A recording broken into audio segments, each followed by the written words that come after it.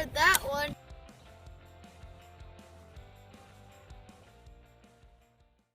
I often get asked what my opinion is on cutting firewood on your properties and your parcels, and when to do so. And I often tell people I think it's we get in this game of not wanting to do the wrong steps, and sometimes that we don't get the full potential or the return on investment that you hear me talk about on properties. And that's something that I always recommend. You put a lot of time and effort and money, hard-earned money, into these properties to get to purchase them, and you need to be able to use them to their full extent. And I think some of that ties into summer food plots, and not going overboard and treating them as a deer sanctuary period and nothing else. And there's a lot of things that stem from that. So today we're doing the whitetail coach segment here. Is when you do that, when you get caught in a situation where you have to reach out to me and ask if we can cut firewood off your own property, I think it goes too far. I think it's I hear a lot of that is, and it's not only firewood. It's that's just one piece of the puzzle here, but it's riding dirt bikes. Should I allow my kids to ride dirt bikes or four-wheelers on your property? And there's some limitations that come with that as far as driving in and out of bedding areas, and up and down corridors. But an ATV trail around the edge, and through the center of the property or around the outside of the food plots. Teach them that you don't tear up food plots. You don't whip donuts in the middle of something that somebody's created and took a lot of hard time. And what you're going to find is, when you open that door, when you start letting these kids or your spouse ride horses, or take an ATV, or going out and cutting firewood, what you're going to find is you're going to enjoy the property. You're going to enjoy a lot other things where you're going to run into. The kids are going to go check trail cameras. They're going to jump on the four-wheeler. They're going to go out, and anytime that you can get them out and enjoy what you've, like I said, the hard-earned money that you've got. It's a some of these parcels I go on are are sole proprietors. It's one guy, and he's spent his whole life, and it's his, and he just treats it as his hunting ground, and that's what it is. But there's so much that can be valued. There's some trees that can be cut.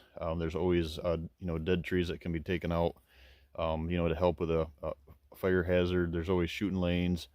I encourage everybody not to limit your properties, but to make the proper steps on a future goal.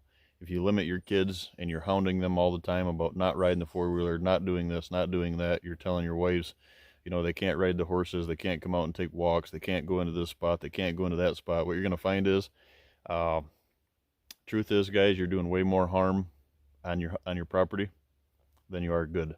And that's the harm that you're doing inside the walls of your home.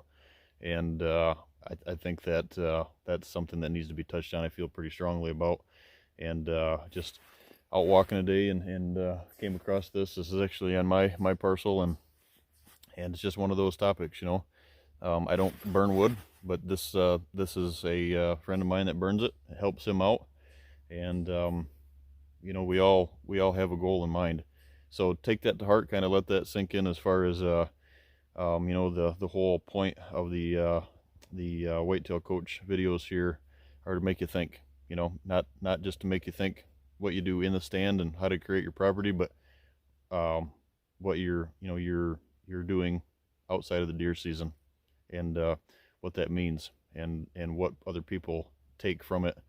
The seed that you sow, or the seed that you plant. How do your kids take that? How do your spouses take that?